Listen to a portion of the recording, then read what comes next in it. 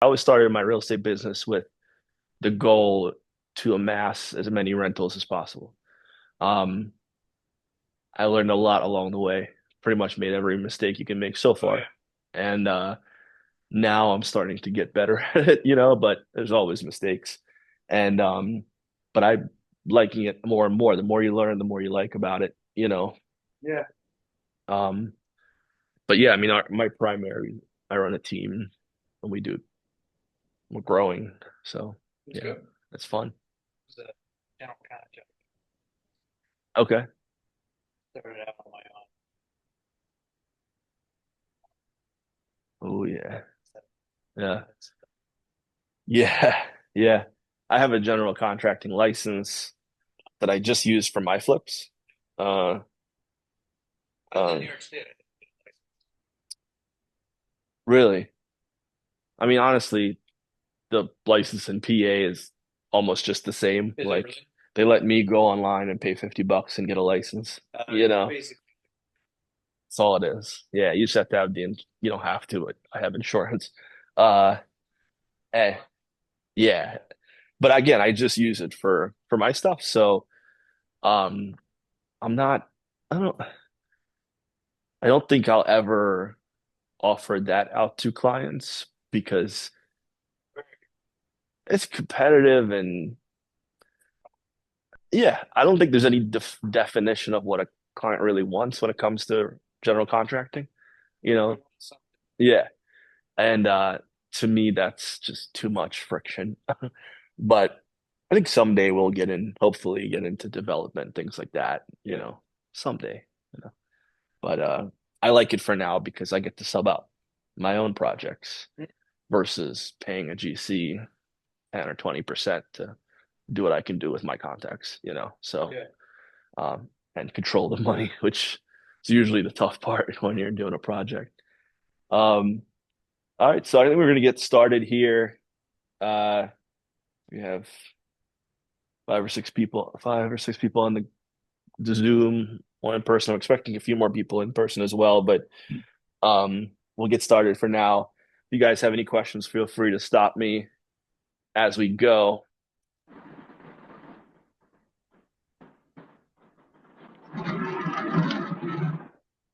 Try to not disrupt the yoga class across there. I don't think the yoga people want to hear us. All right, so every month the class is different. I try to rotate the topics depending on uh I rotate the topics. The one I do repeat, they do twice a year. It's called Burr. It's my favorite. It's buy, renovate, rent, refinance, and that's how have bought all of my long-term rentals. It's kind of rinsing and repeating your money. Yeah.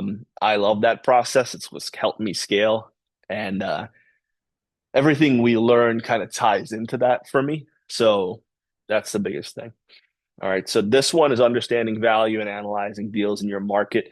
I'm going to go off of a lot of the slides, but I'm also going to insert a lot of opinion based on my knowledge of um, the market around here. My team does 200 to 300 transactions locally in the greater Philadelphia region and in Delaware, some parts of New Jersey. And it helps me when I'm looking at deals because, I know what to look for. So we'll start off with what is Grid? Grid is a global real estate community built for investors by investors, not gurus. To qualify for Grid, you just have to be a vested investor in a market. They kind of vet you. And I run Grid DELCO. I own the Grid DELCO chapter because it's where I live. um, our mission is to connect, learn from, and collaborate with other like-minded people interested in building wealth and creating impact for real estate. The first seminar like this I did was in March of 2020, and less than a month later, the world shut down. But I had like 30 people in the room in March of 2020 in a fairly small room in King of Prussia before we knew the world was going to shut down. And one of the investors that was there is now, he worked with me as a client for a bit. We did a few flips, and now, we're going to be investing together. And to me, that's what this is about is I'm doing it because I want to share as much knowledge, real knowledge as possible, not the, Instagram Bugatti guys that are making up crap. Like the real, this is how investing in real estate goes. And hopefully along the way, meet really good people that want to do this too.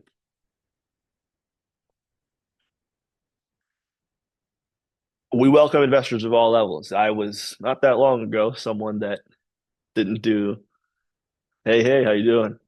What's up? Hey, hey. Yeah, I know. Uh, I was not too long ago, did not do a deal in my life. And now, I've done lots of deals comparatively, but not nearly as many as I want to. So I've had people here that done no deals. I've had on our November seminar, we had a guy that has 700 doors. So like it ranges, and that's great because you want to learn from everyone, right? So who am I? My name is Will Holder. I run the William Holder Realty Team. I live in Delaware County. I live actually right here in Swarthmore.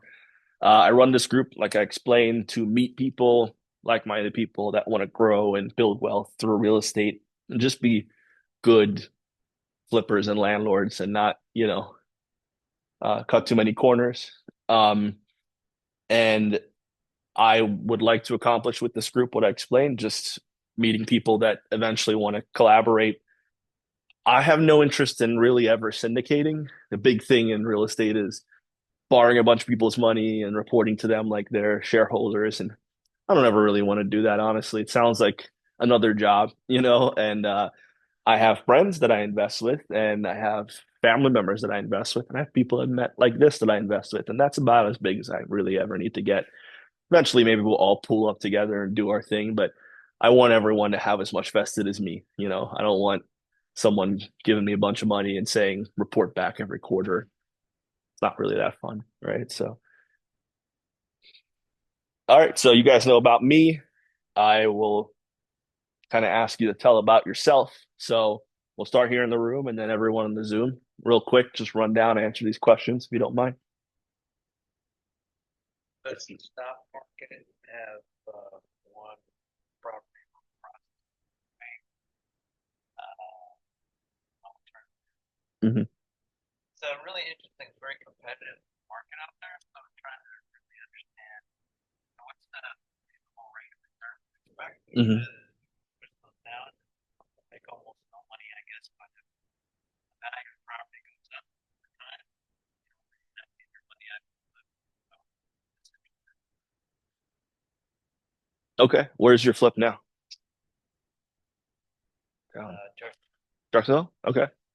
Uh, to kind of answer your question, my honest opinion is if you're looking for more than 20% right now, you're not going to get it. Yeah. Yeah. know you get Yeah. It's, if you're borrowing money, the cost of money. yeah, that's tough.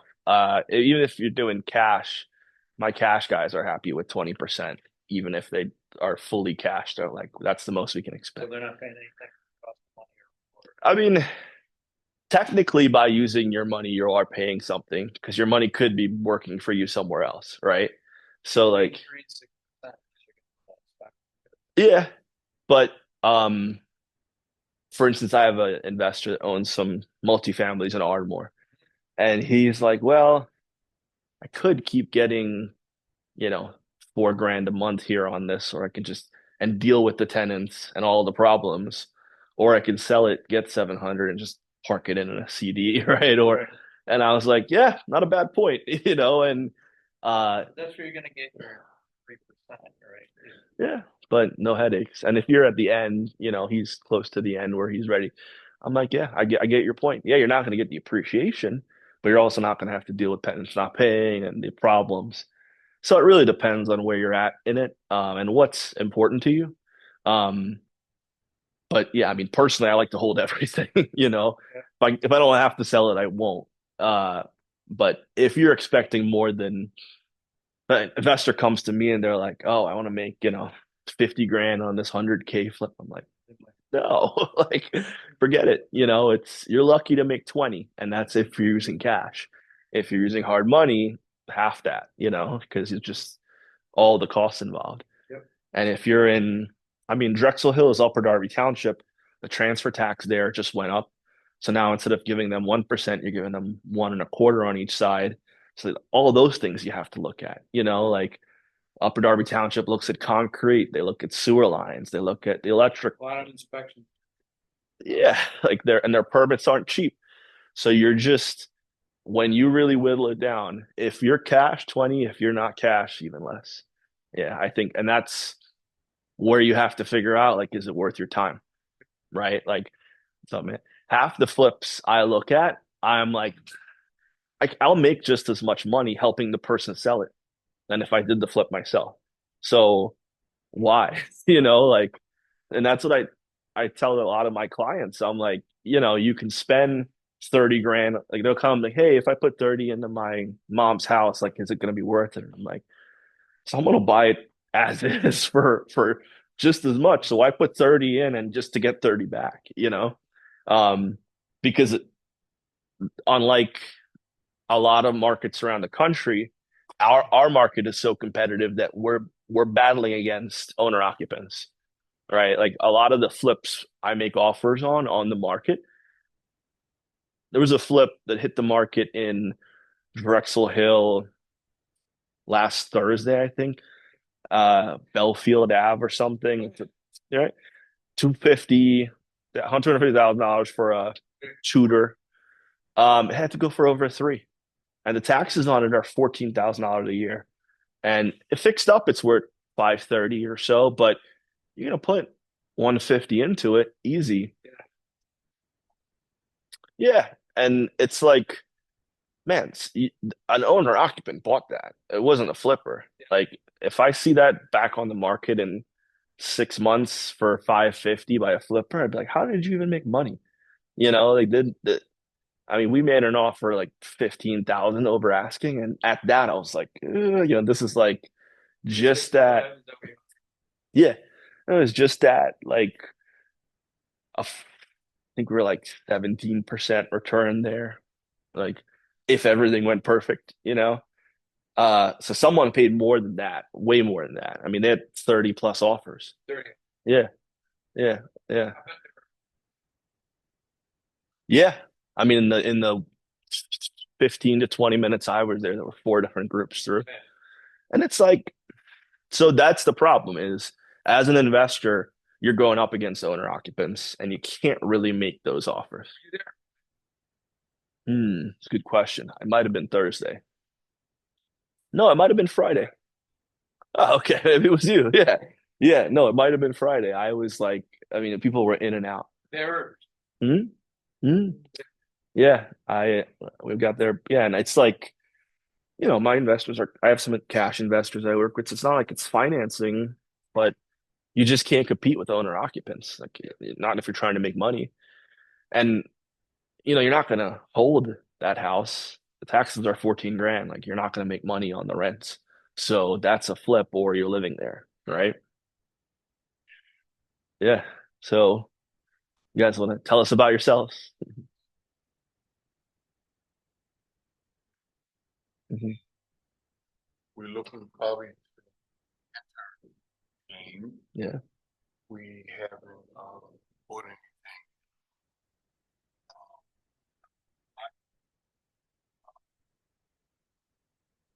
Okay. Hmm. Hmm. That. Hmm. So Okay. Awesome. Awesome. So you're the last one in the room. I'll let you introduce yourself again. good anything. Case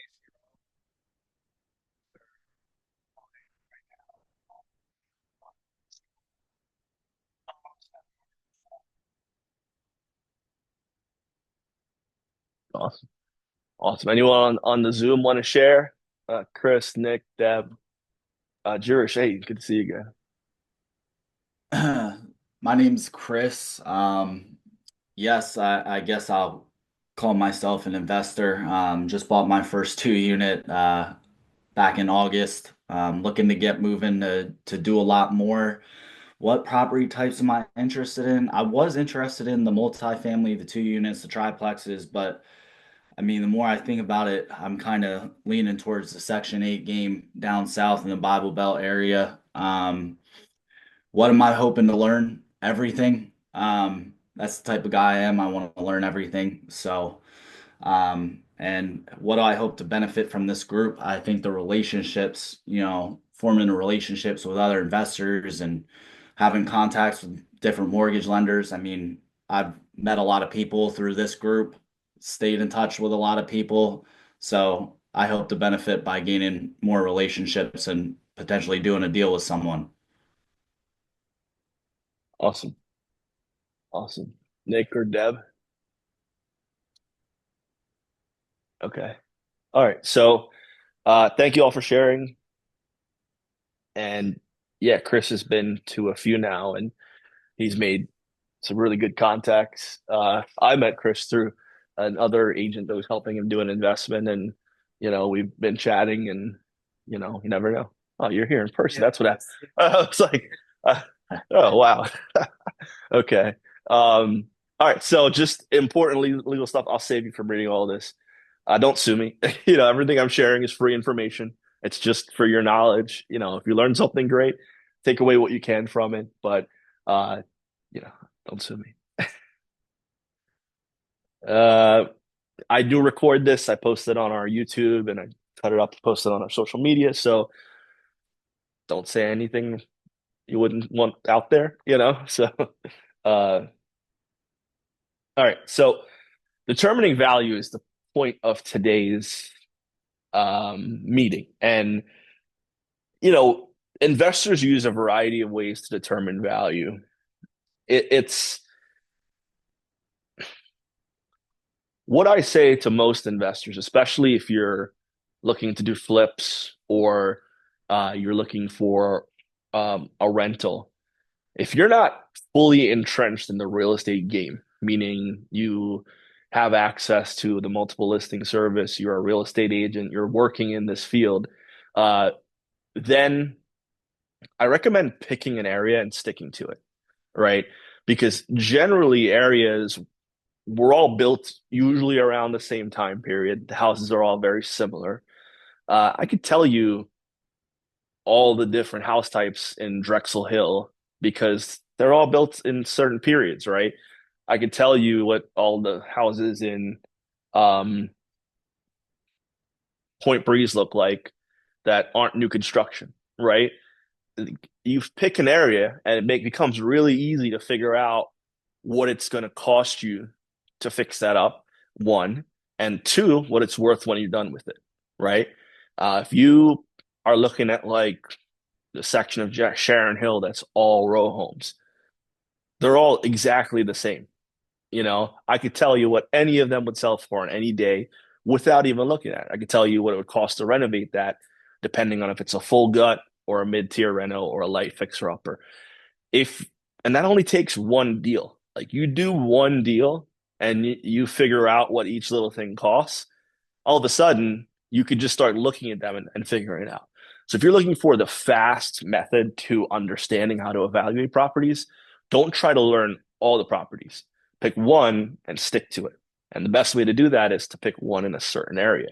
Because, I mean, if you're in Delaware County, you've all heard of DELCO tile. Like there was one builder using the same tile in the 50s. It's like this pink and green tile that they have in every bathroom, and it's super heavy. And you're better off just reglazing the bathroom than ripping it out. And your first mistake, you'll do a row home and you'll try to rip that tile out, and it's going to cost you a ton of money, and the tub's going to be super heavy, and you're just like, man, there goes my budget. And then you'll realize, oh, every house I buy with this tile, I'm just going to reglaze it because it's not going anywhere. It's really good tile and it's sitting on, lath and mesh and it's not going anywhere.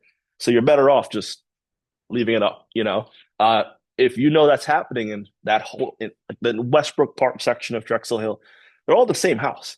So if you're just looking there, you get what I'm saying. You'll constantly understand where that value is. All right. That's the easiest way to go about it. And then you don't have to constantly hit your realtor up like, hey, what's this one worth? What's this one worth? because in this market, we're not in the uh, you have to see it in 48-hour market anymore for the most part, unless you're buying on the super high end. But there are still bidding wars. I mean, I was just giving you an example. An agent in my office that I coach put an offer on a house for a regular client in Wayne over the weekend, and this house sold for $500,000 over asking price. Like a 1.3 to 1.8 is what it for a split level in Wayne, right? That's still happening. It is in some markets.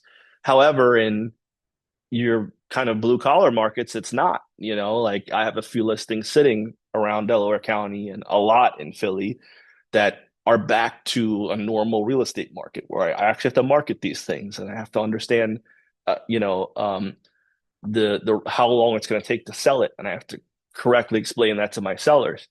That's what real estate was before COVID, and that's fine. I'm used to that. I'm okay with it. But there are still markets you're going to deal with that, right? And if a single tutor becomes available in Drexel Hill for 250, you're going to deal with that, right? So understanding uh, that you don't have to run to every deal you see out there is important. But if you're in a market where you're bidding heavily against homeowners, like change markets. Okay. You're not going to find a deal. Even the off market stuff is going to go to homeowners, right?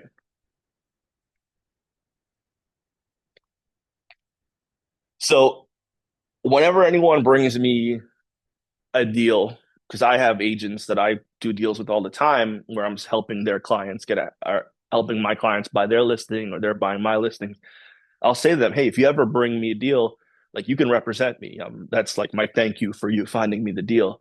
And I say this to agents like that I talk to all over the country. I'm like, hey, if you ever have a deal, like I'd love to hear about it. And the first question I ask is, well, what's the ARV? Because I'm not buying turnkey properties. I have no interest in turnkey. I don't have money to sit for long periods of time. I am trying to rinse and repeat and reuse my money. So I need fixer uppers. I need value add. So I need to know when I add this value, what's it going to be worth, right? And depending on the level of what you're doing, that can take a lot of homework, right? If you're just evaluating a single family home, a row home, a twin, a duplex, a tri, even a quad, you can generally, I can, most of the homes, I can tell you off the top of my head what I think it's worth because I've probably sold one like it. But if not, I can do some quick research on the MLS and in a half hour to an hour tell you a good ballpark as to what it's worth. If it's a multifamily where there's 5+ units, there's a garage attached, there's income from all over, it takes days to evaluate because I need to reach out to the commercial broker. I got to confirm the numbers. Chances are they didn't give you all the correct information because they're trying to hide expenses. Like, so it takes usually a few days, depending on how responsive the commercial broker repping it is to get you that information. Um, so, and that's what would determine the ARV. So start small, build yourself up, but ARV is the most important thing. Now, many investors use the 70% rule. The reason they use this rule is because when you're buying a house, you have costs. When you own the house, you have costs, which are your holding costs. And when you sell the house, you have costs, which are your sales costs, right? If you buy a house in here, right, Swarthmore, Delaware County, you have to factor your closing costs to buy it are going to be kind of high because you have high property taxes and you're reimbursing that seller for a portion of those property taxes. You have a 1% transfer tax, you have title insurance, and if you have a lender involved, you have lender fees, right? That's if you're buying a house in Philadelphia, you have to factor the transfer taxes 2.14 per side. So your closing costs are going to be higher. So you can't use one set formula. Like you're like, oh, what are my closing costs going to be? And some people say, oh, 3%, 4%. You can't really say that because it really depends on where you're buying it, right? So you have those closing costs to buy the property. And if you have to pay your agent, there's costs there too, right? Uh, in the middle, you have holding costs, which are if you have a mortgage or if your interest payments on that might be interest and principal. You're not probably not paying taxes on it when you're flipping a property because you paid them at the purchase and you're going to pay them and you're going to get reimbursed at the out sale. So, but you do factor for that as a part of your holding costs. So if this property has really high property taxes, like 14 grand a year, that's pretty hefty holding costs. You have insurance, you have to have insurance. Don't ever do a deal without insurance. I get so many nightmarish calls that I would never recommend. Um, so just get the insurance. And then you have utilities. I mean, what's it cost to keep the water on, the lights on, the heat going this time of year, keep the heat on. Uh, so, and then the out sale, you have commission, you have a transfer tax again. I always tell people to overestimate their out sale because you're going to have repairs in the inspections. Like, no inspector is going to walk in there and say this house is perfect. That's what they're getting paid to do, is to say something's wrong. So I usually say factor at least 1% for repairs you're going to have to deal with on the back end. Um, so you factor all that, you're probably 15% in on just your buy, hold, and out sale, right? If you're starting at that, your max profit at that point is 15%, right? So that's why they say go ARV times 70% because you're giving yourself a 30% buffer for all of those costs plus your profit. And if you want more profit, then say maybe I'll start at ARV times 0.65, 65%. Good luck finding that deal, because your offer is always going to be so low, you'll never get accepted. But that's how you figure out, hey, what am I going to make on this thing? And that's why I tell people, if you're making 20%, you're doing really good right now. And the reason that a cash buyer could maybe get 20% is because they don't have the lender fees on both sides, right? And the holding costs. So, but yeah, 10 to 15 is about what people are making.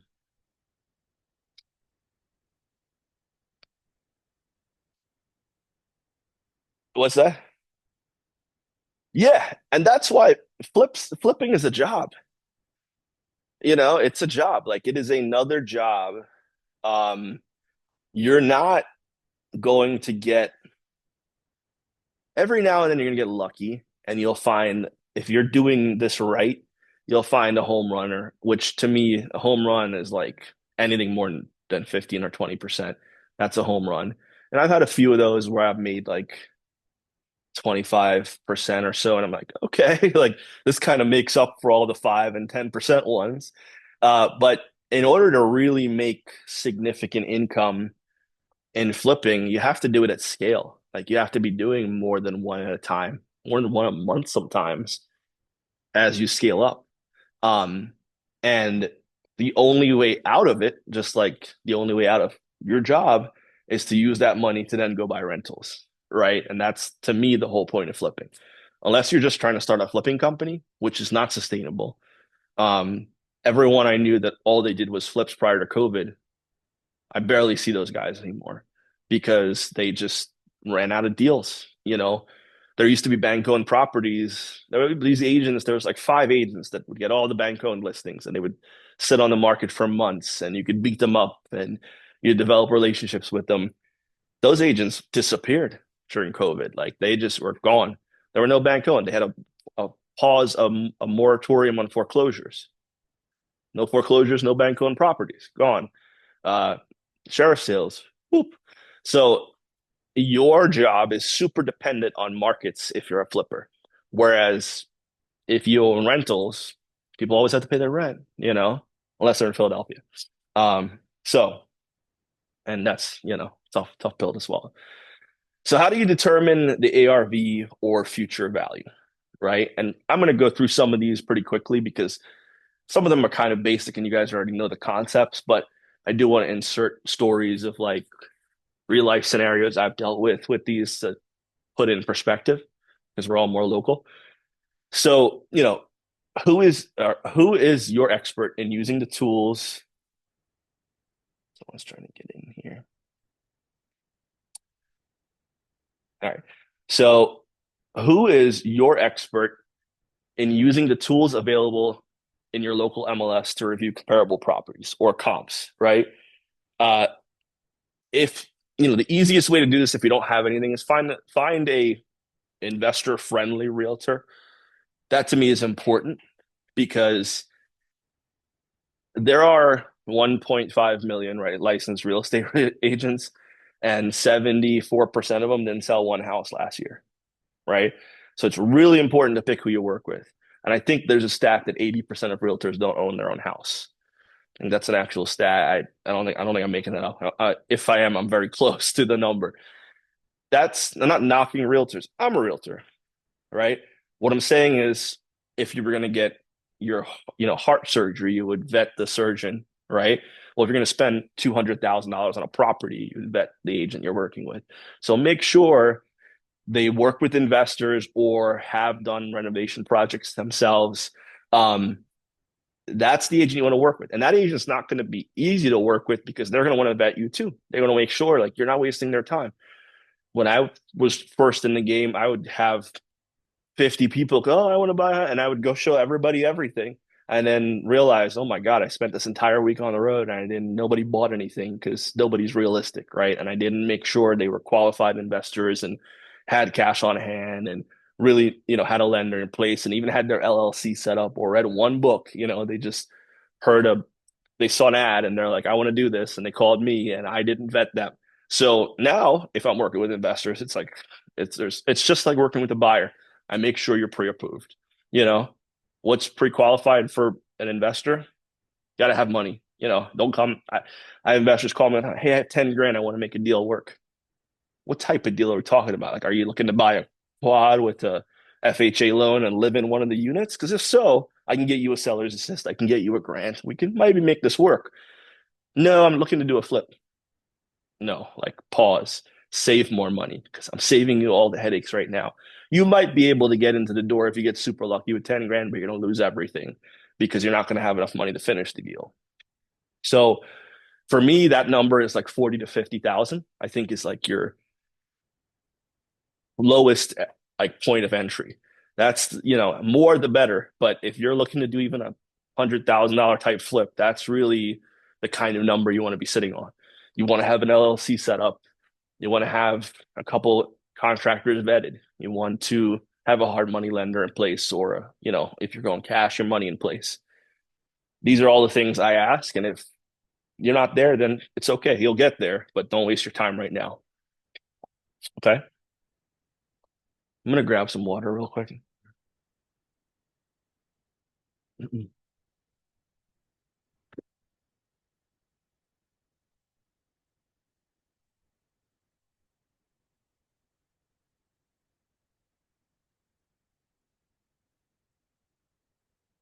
There's water and coffee out there if anybody wants anything.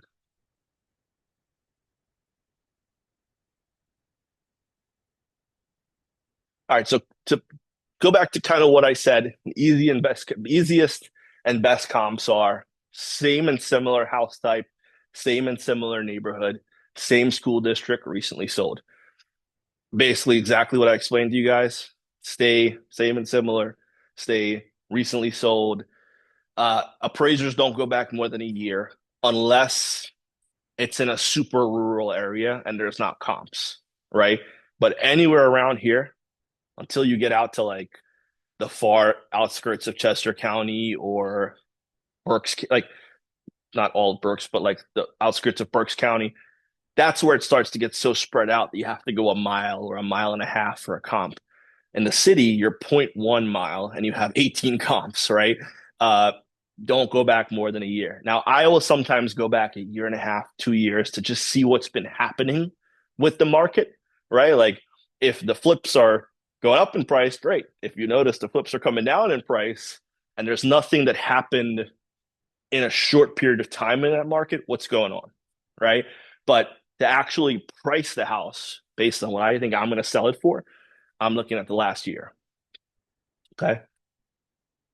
And school district, I mean, city of Philadelphia, everything is the same school district, but suburbs, there's media. Part of media is Wallingford, Swarthmore. Most of media is Rose Tree, Rose Tree, Rose Tree Media. Part of media is Newtown is Marple Newtown. Um, uh, Part of media is Pendelco, like the part right by Brookhaven. There's like five different school districts attached to media. So you do have to be careful because that changes a lot, right? I mean, there's a part of Drexel Hill that is Havertown School District. That's huge. If you get that house, the sale value is gonna be different than what you're getting right across Township Line Road.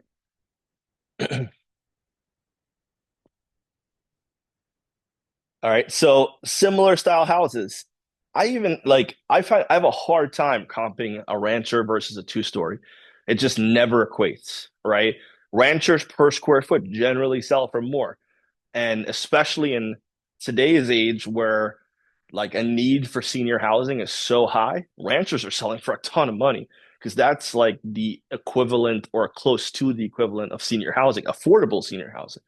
Like I have a client that's in uh Plush Mills here. It's paying like 11 grand a month just to be there for senior housing. Like now there's care and stuff in that, but I mean, how affordable is that for anyone? Not. So like get a rancher and that's your Plush Mills, your affordable Plush Mills. So a lot of our clients are looking at ranchers as uh hot items, even Cape Cods, as long as there's a first story bedroom and bathroom you're going to get more per square foot on that than you're going to get a two-story, technically, right? Obviously, square footage is huge, but be careful with the square footage. A lot of people include a basement that shouldn't be included. If a basement doesn't have an egress, it's not a livable space. If there's a bedroom in a basement and there's no window or no egress window, it's not a bedroom. These are things, that's the other thing, bedrooms, right? That goes both ways. I just put a house under contract. That's a two bed, but there is a room on the first floor that I could put a closet in and make it a bedroom. Now it's a three bed. On the flip side, you could be buying a house that's labeled as a three bed, but that third bedroom is really an office. It's not 70 square feet. There's no closet. It's missing one of the things you look at for it to be considered a bedroom. So you really have a two-bedroom house. And if you're going to rent that, it changes things, especially if you're looking Section 8. Like Section 8 is all about the bedroom count, right? And if you're going to sell it, same thing. People are going to see a two bed versus a three bed. So very important factors, you know, a fourth bedroom or the possibility to add a fourth bedroom is huge, right? These are all things that you can do to get the value up, but look at the property you're buying and making sure someone isn't doing that to you if you're the investor, right?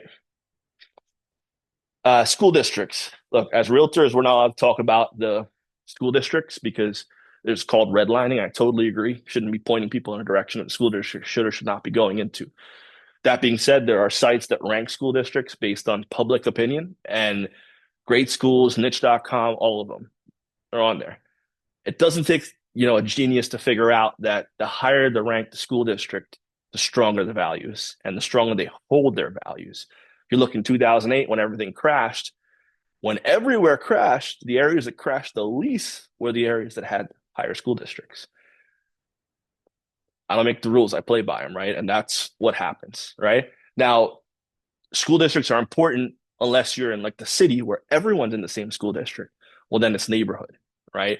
And that's where you have to pay attention because you could be on this side of the street and be in one neighborhood, and the next side of the street you're in another in Philly, and that's the whole different price per square foot, right?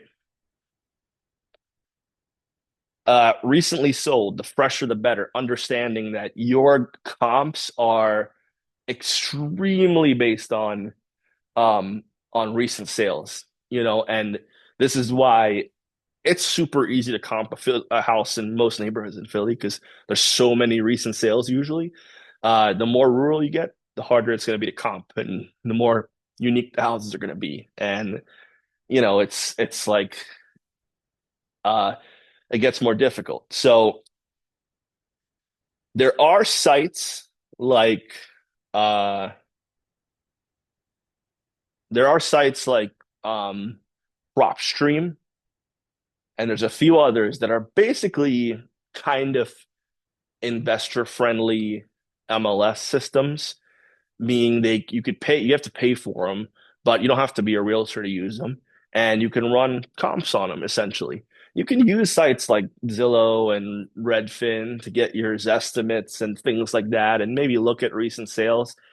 But it's really you're at the uh you're kind of at the behest of their I don't even know that's the right word, but like you're stuck in their algorithm, and they're going to show you what their site is saying they should be showing you versus what you might actually be looking for.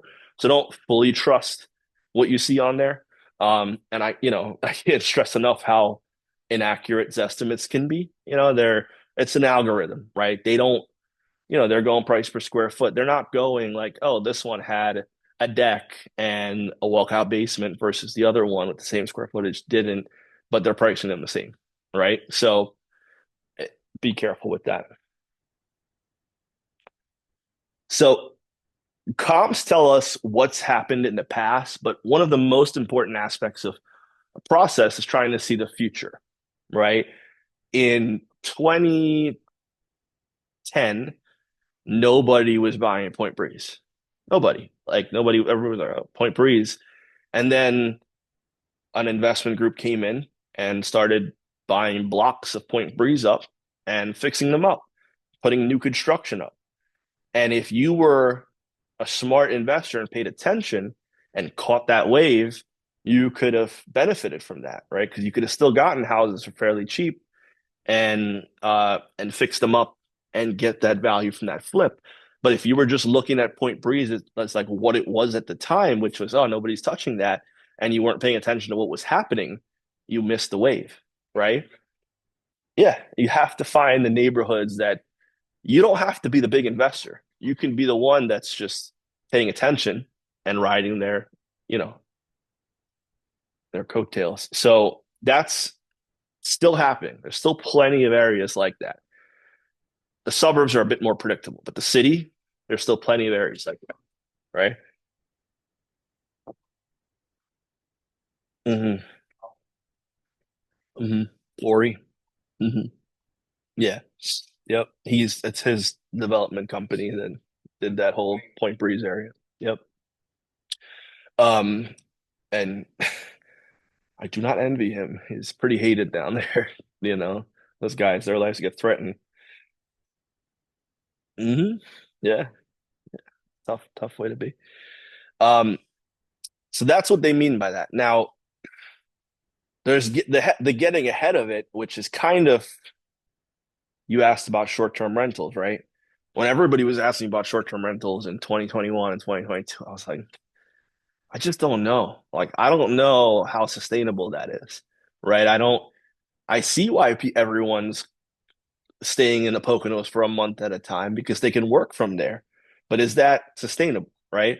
I see why Austin and these big parts of Florida and all these like hot markets that just blew up during COVID. Well, if your employer's letting you work from wherever, go where it's nice, right? But cities need to make money, right? So they're going to eventually start hitting these employers to get their people back into the cities to pay these bills, right? Like they got to shop, they got to eat, they got to choose transport. If not, the cities are hurting. So that was always going to go backwards, right? It was always going to be a pullback to come back to work. And if you're looking at those people that are like, oh, get 4 short-term rentals and I can live in Colombia and run my short-term rentals. I saw so many of those ads and I'm like, no, it's not that easy. Something is going to happen here. And it has, right? All of the hot markets that were short-term rental heavy vacation markets.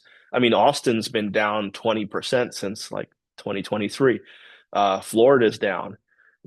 All the markets that people flock to have been down for almost 2 years now. And that's why, you watch the the national news and they're like, oh, the housing market's down. Well, nationally, sure, but locally, no, right? And this goes back to um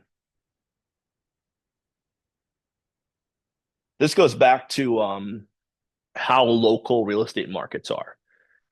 Like I said, bidding war in Wayne, 500K over asking, but houses sitting on the market in, you know, 20 minutes away, right? Uh, Graduate Hospital, houses can't hit the market quickly enough. Point Breeze, they sit for a little bit, not super long. Gray's Ferry, they're sitting for much longer. We're talking blocks away from each other, right? Um, this is just happening in DC, but over the last week and a half, 1,000 homes hit the market because of all those Doge cuts, right? The DC housing market's going to take a big hit because all those people don't have jobs anymore. And you couldn't, it was like one listing a month in DC. 1,000 hit it in a weekend. So this is like if I were someone and I saw the like I owned properties in DC and I saw this stuff happen, I'm like, oh, I might have to sell my house real quick, you know. Now, if you don't have to sell, wait, it'll come back, right? And that's the real estate's a long game. But you know, if you want to cash out high, predict the market you're hitting.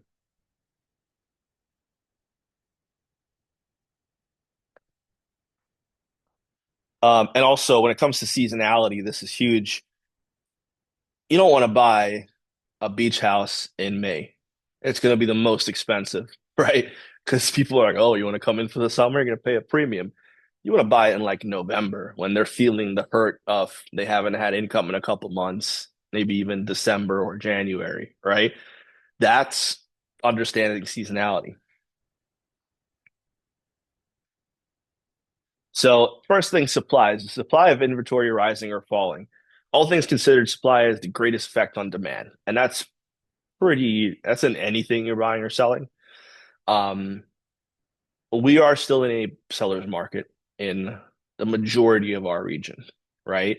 Uh, you know, I was having a conversation with an agent today on our team who he put an offer in 2 days ago, and it's a little bit below asking. The house has been sitting for a couple months, but he's like, why aren't they answering? I'm like, because they don't have to. There's no like your buyer's gonna be there in 2 days if they don't get the offer they want. Right. So they still kind of know that. The sellers still kind of know that. Now, if this was in a slow market in Philly, that seller probably would have responded within a few hours, right? So understanding the supply and demand, even though the house has been sitting for 2 months, when they initially put it on the market, there might have been 10 properties, and now there might just be two. So someone will buy that house. Um, and that's just if you're a good agent, you understand that and you don't rush your clients down, you pace them to the market. Um, so understanding that's huge. Look at the months of supply on your market and watch days on market to understand the trend.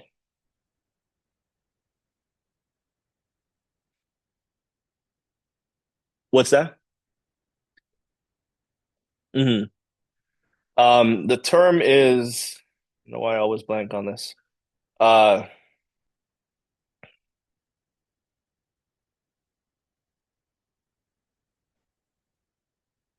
Something I go over every day, clients and my agents, and not retention. Mm,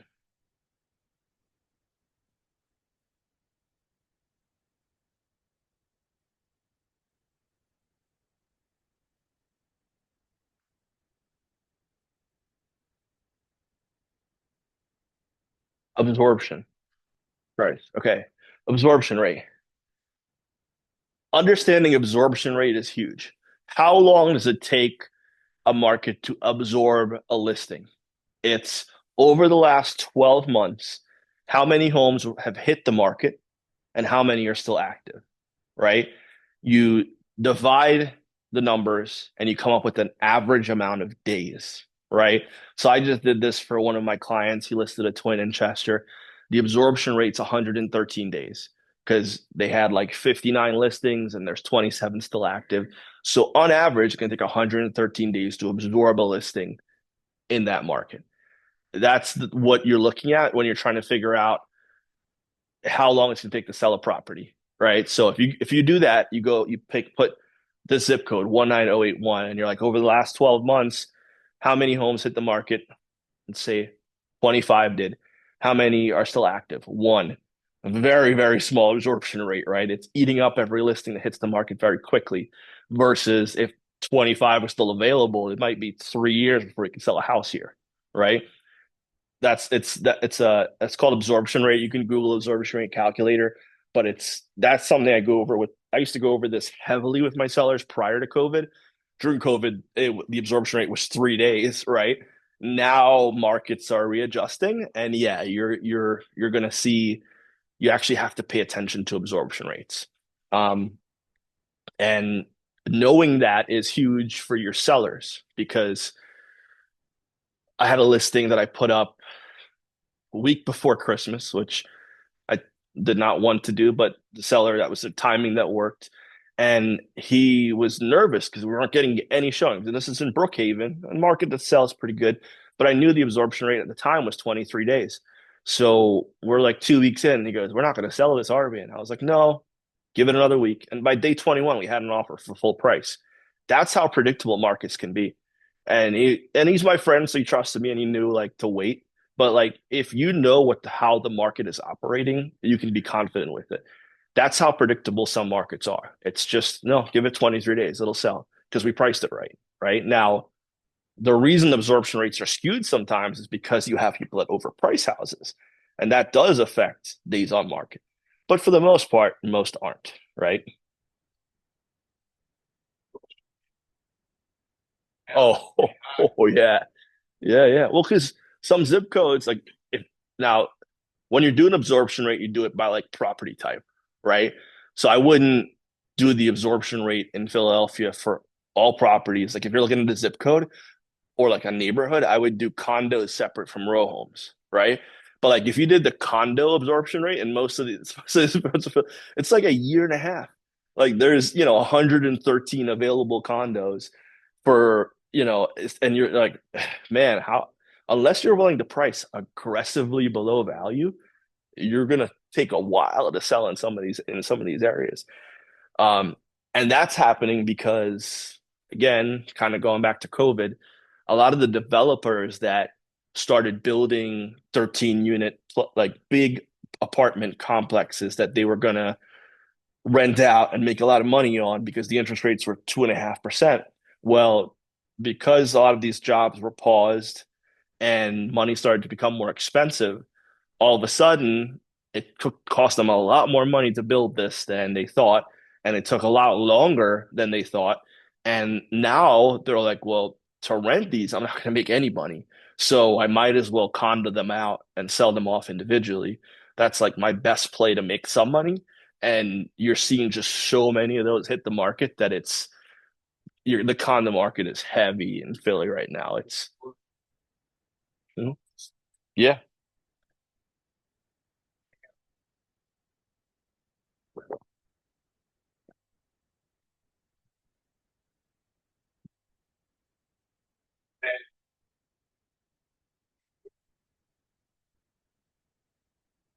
Hmm. Hmm. Hmm. Yeah. No, no, you're right. It's tough. It's especially like the Philly landlords. I'm still a Philly landlord, unfortunately, but I I've sold 90% of what I owned in Philadelphia. The people that were heavily Philly landlords are really upset with the rules when it comes to being a landlord in Philly because it's so tenant skewed that a lot of them aren't interested and they're selling these buildings to these bigger corporations that could kind of hang on to stuff like this, even if it's at 60 or 70% occupancy, because they promise their investor a 4 or 5% return. Regular people can't do that, right? So, and these companies can wait forever until markets start flocking, so population's going up, it's not going down, or not like Japan or anything. We're still a growth in population. There is going to be people that want to live in cities, and I mean, look what happened in Philly. The Eagles won, right? Great.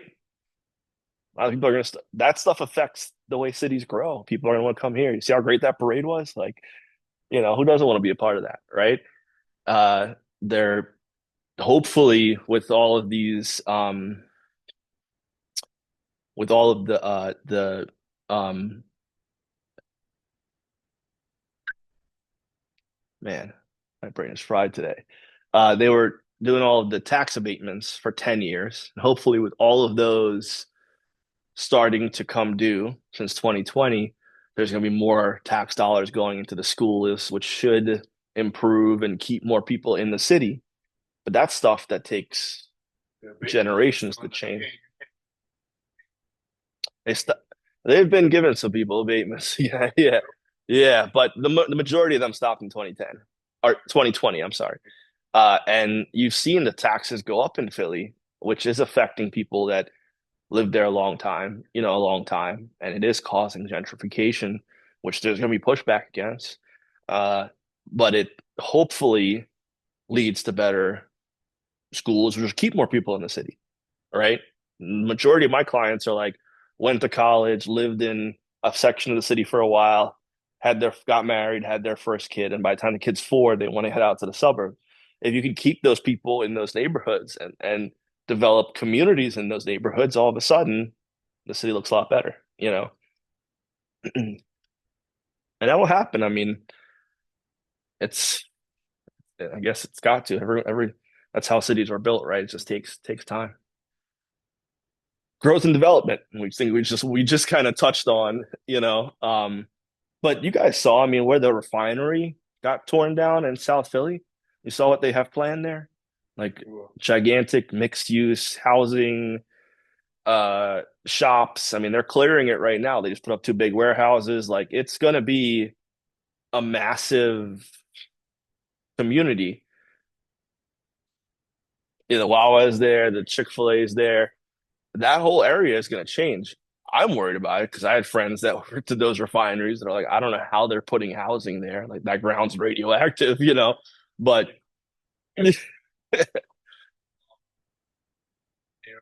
yeah, yeah, I'd be I'd be really, really afraid to buy a house there, like these are things. But if they're that confident to build something like that much more housing, that's only a lot of houses. So mm.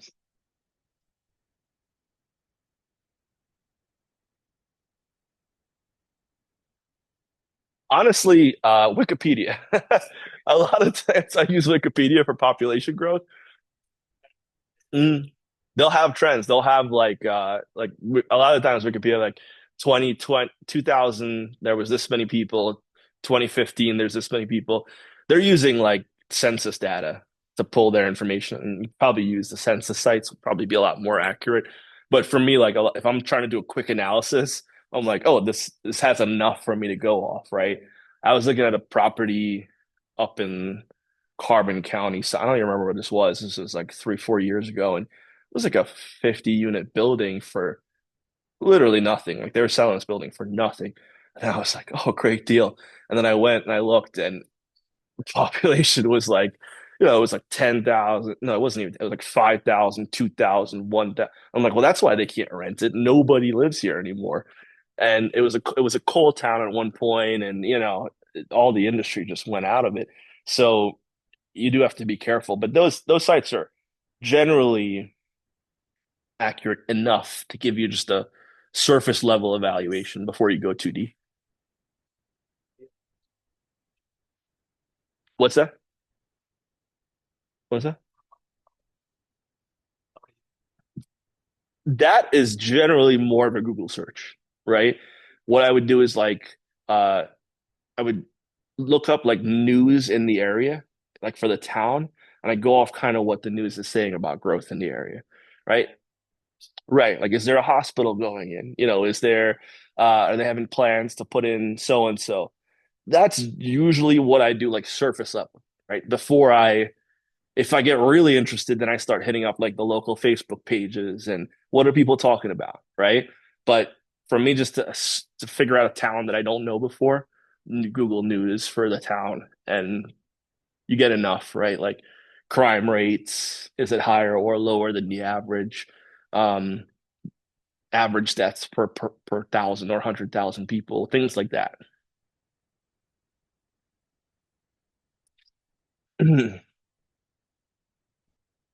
uh, and generally, I mean, if you're looking at an area and the values are going down significantly in that area, you're probably not going to invest in that area, right? So you are looking to see that there's a climb in values. Climb in values, climb in rents usually means there's more money in the area, right? Political and economic factors, again, very going right back to the DC thing, direct correlation with political and economic factors in DC, right? Uh, Election cycles, interest rates, even the direction of the stock market can impact real estate values, of course. Keeping up with your news, I try not to have the news on ever, but I think there's important parts of the news you pay attention to, the ones that aren't very skewed in one direction or another, like the real, just give me the news, don't powder, sugarcoat it. Um, can be really helpful for yeah.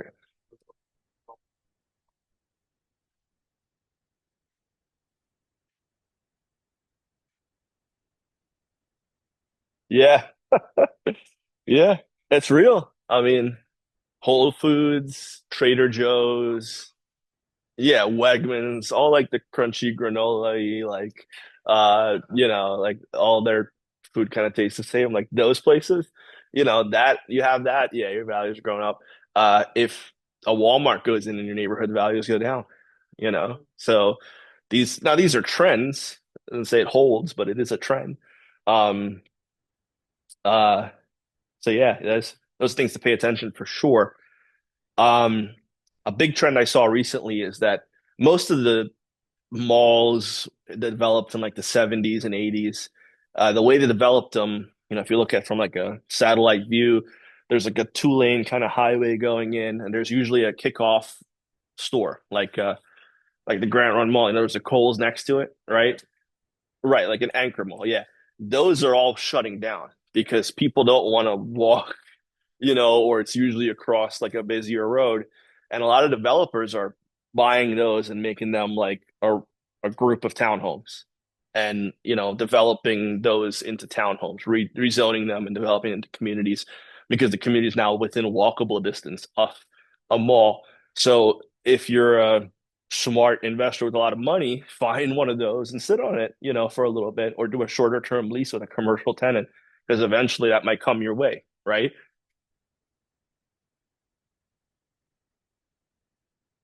All right, so we'll go into some general examples of again some things we went over before, but basic formula for a fix and flip: 70% of ARV minus renovation equals your purchase price. This is back of napkin math. If I'm walking through a property and I'm just trying to figure out, and the seller's like, "What can you offer me for it?" This is kind of what I'm going off of, right? I know if I factor my purchase hold and out sale costs and I minus whatever I can reno it, that's really what I'm looking for here. It's like what's a ballpark of what I can give them. Um, and if you're a wholesaler, you then add in the profit you want to make. You want to subtract the profit you want to make. So you want to do 70% of ARV minus renovation minus wholesaler profit equal purchase price. This is why if you can get to the deal before the wholesaler, you cut out that chunk that they would have taken, right? Maybe you can get the deal even cheaper. Uh, what's that? Easy. Yeah. Yeah. All right. Buy and hold rule, the 1% rule. I don't love this rule for our area, right? It used to work good in Philly when the taxes weren't all over the place in Philly. Now the property taxes could be 800 or they could be 6 grand in Philly. You have to be careful with the 1% rule. 1% rule is the house is 100 grand, you're getting $1,000 a month in rent. Usually it can be a profitable property. If it's 250 and you get $2,500 a month in rent, usually it's a profitable property.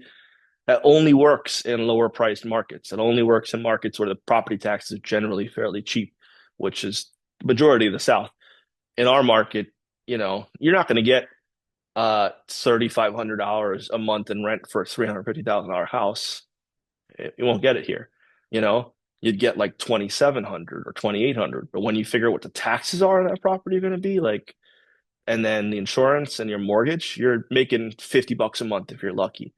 It just doesn't work, right? So I don't love the 1% rule. It could work maybe in Wilmington or an area like that. It's still kind of coming around, but not in most of our neighborhoods. A basic formula for rentals: your income minus your expenses equals your net operating income. Biggest factor to understand: net operating income does not subtract your mortgage, right? It, it subtracts everything else, but not your mortgage. So when you're evaluating multifamily property and they say, oh, the income is 100,000 and the expenses are 30,000, NOI 70 grand.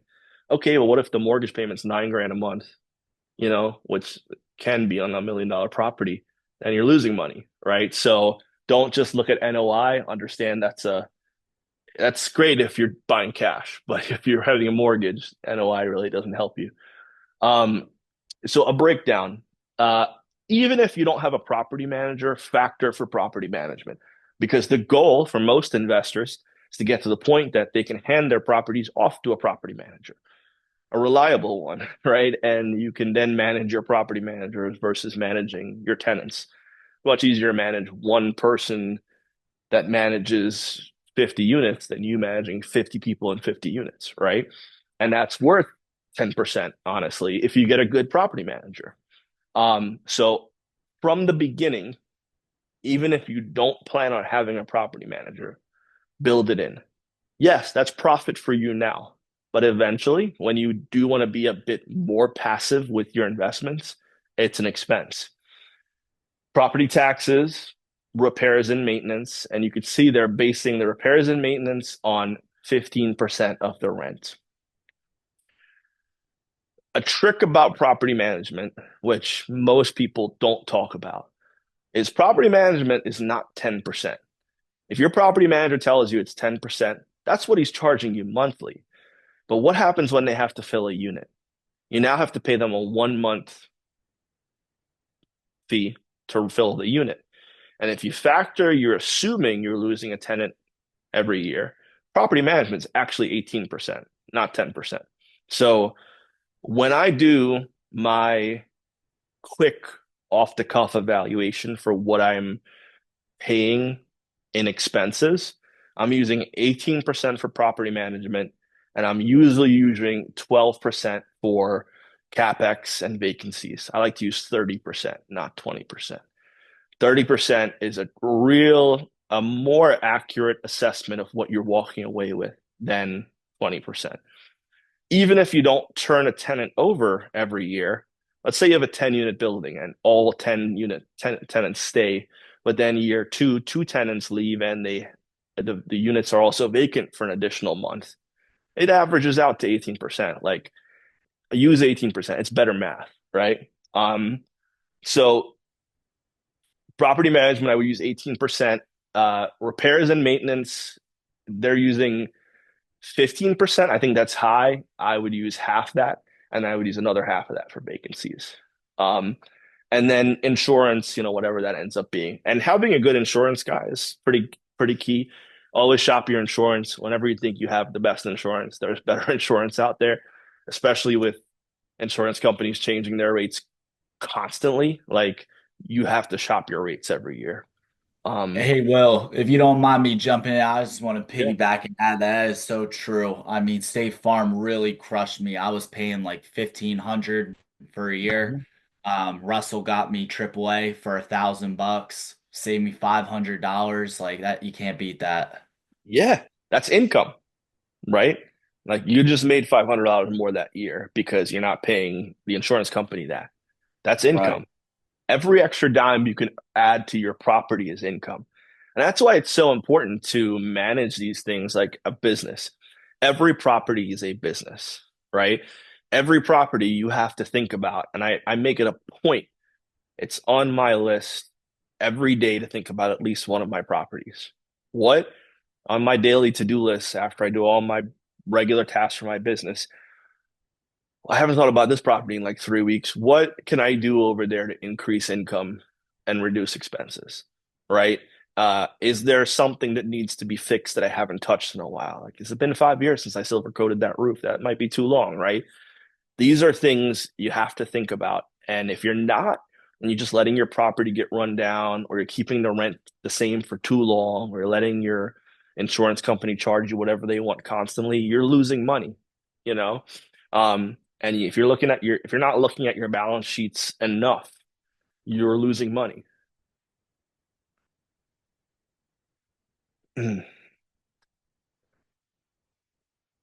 All right. So cash on cash return is basically just what you paid for it versus what you make, right? Um, this is really simple if you buy it cash, right? And again, if you're making 7%, making 10% on a rental, that's a good number because better than what you can get in the stock market. But if you're making 3%, it'd be easier just to park that money in a CD, right? Or something basic and that's where you make those assessments. It's kind of like I have a property in Wallingford. We don't make really anything on, but that keeps appreciating. So I'm going to keep it because the appreciation to me and the slight amount of money we're making is a greater gain than I think I would make for parking the money I have left in that somewhere else, right? But but then I had properties in Philly where I'm like, I make a little bit of money on them, but it's not worth the headaches. It's just, what is it worth it to you, right? What could your money make other places if it wasn't in real estate?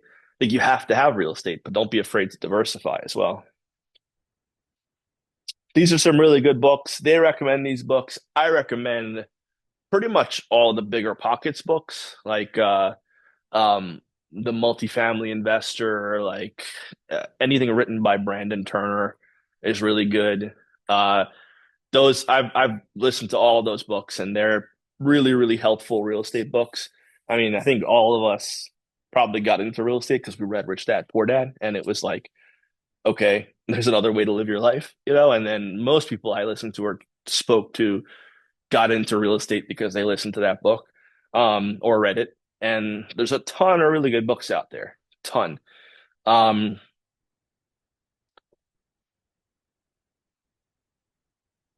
yeah, yeah. Every now and then I still listen to those podcasts, and he's still living out in Hawaii, living his best life, man. Yeah, and he started off as a cop. Now he's got 14,000 units. But he syndicates, and again, I don't love that life. I'm not trying to report to my board. All right, so this is where we open it up and we chat. Anyone on the Zoom have any questions? Anyone here have any questions?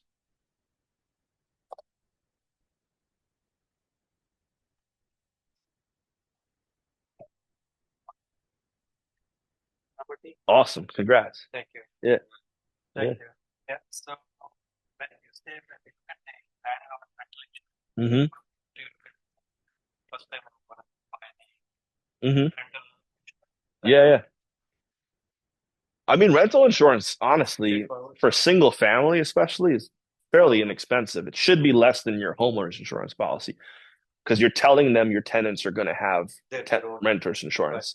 So the tenants are insuring the internal, you're insuring the external. So it should be cheaper than you were paying if you were to own or live there. Like, what is $45 million? What size townhome? What's your rebuild on it? Like, what's that insurance company saying they would cover up to if they had to? Okay. All right. So that's good. Yeah, yeah. If you have enough rebuild and you have enough liability, then yeah, that's really good. So Mm, last month also. yeah. Give me some tips, right? So Yeah. which was like this property was like a brand new townhome hmm for 400K, hmm but I'll be getting only like $25, right? And I'm kind of doing 40% down on that. $25 and $2,500 per month. $2,500 per month. Okay. For every, So let's break that down. yeah, 400K, how much are you putting down? 40%, 40%. What's your principal and interest? 23, 25. Your principal and interest is 23, 24? Including insurance. Including insurance, including homeowners association, including taxes. Yeah. And how much are you getting in rent? 25. 2,500? So you're making $100 a month? So you have to think about it, right? 100 to $150 a month, and you're putting 40% down. I mean, what would you get if that 160 was in a CD? A lot more than $100 a month. Yeah, I don't love it. Again, it's your play, right? What if you took that 160 and did a flip? You can make 40 grand on it. How long will it take you to make 40 grand on that rental? A long time, like 10 years. So that to me is, but again, it's a new house. It's nothing you have to repair. You shouldn't have to repair. The it's a safe investment, right? It's like super safe. So if you're comfortable with sitting that much money in there, knowing you're going to have very minimal return, but your tenant's going to pay off your mortgage pretty quick, you'll get appreciation. Okay. If you're looking to be more aggressive, I wouldn't go that route. But not, again, you're making money. It's just, could I do more with 160 grand and make $100 a month? Yeah. I mean, that's, that's an option. Yeah. I would do one or two flips and make 20 to 80 grand and then go use that money to buy a rental with 20% down. Right. I mean, and then you can rinse and repeat over and over and over again. Um, I mean, you could make, if you bought a house for 200,000 versus 400,000, you could buy two of them, right? It's like all the different plays. I'm not saying your play is wrong. I helped some clients buy a house like 6 years ago. It was in Middletown, and a real estate agent, bought it when it was first built in '95, and she just kept it, it the whole time, put a large down payment out, let it got paid off. I think she paid like two something for it, and they bought it for six something in like, you know, 2019. And she was just selling it at the point where everything was 20 or 25 years old. So she didn't have to replace a roof or a furnace or any of that stuff. Uh, Maybe she had some stuff to do, but none of the bigger things. And now she tripled her investment over that time. Great. If you're willing to wait that long, that's cool. You know, but I'm more aggressive right now. I'm less passive. If you're more passive, that's a good play. Hmm. Um, yeah. You ever rehab some sort Mm. flip? You would want to get a different house construction. Yes. Yeah. It's builders and risk insurance. Yeah. And not every insurance guy carries it. Uh I can refer you to one if you don't have it, but a lot of them carry it. It's a little bit more expensive, but I'd recommend financing it versus paying for the annual amount. A lot of them want you to pay for the year. You can do like a 6 month finance. You might pay 10% more than the premium every month, but then the monthly payment every month. But you're not having to fork out the whole year of insurance just to get reimbursed 2 months after you close. Um, but it's a really, really important. And we're at, this, I mean, like this month, we had a lady, we were going to go closing. It's a regular client. She moved out of her house in Philly, nice, like single house. And the closing got pushed back a week, and she had called too early to shut off her utilities. So the day of closing, my agent went to get the sign, and she just happened to walk in the house. The basement's flooded because the pipe froze. She took the seller, and she was panicking. And I said, "You didn't shut off your insurance, did you?" And luckily, she didn't. She thought she did. I'm like, "No, if it's escrow, you didn't turn it off." And she didn't. But I've had people shut their insurance off and had that happen too. Like I had a builder a guy in 2017, a retired guy, got a house in Parkside. He's just worked on it for like 6 months by himself and called me. He's like, "I'll be ready in 3 weeks." It's like, awesome. We'll get it on the market. Called me like a week later. Just I could hear it in his voice. He was defeated. And he was using like PEX fittings upstairs, popped on the second floor. He wasn't there for 3 days, leaked out throughout the entire house. I was like, "Call your insurance." He goes, "I cut off the insurance. I was planning on selling it." I'm like, "What?" And yeah, I mean, that's so that never, never not have the insurance. Yeah. It like the fitting on the like a second story vanity popped in the heat and just second bleaked out whole first floor basement 3 days of just dripping water, and I mean it's terrible. He did beautiful work, like he did all the work himself, you know. So all right. Well, for those on the Zoom, I'm shutting it down. We're gonna still hang out and talk here, but it's nice you all come in. Thank you, and obviously this will be uploaded on our YouTube if you ever want to revisit it. Thank you.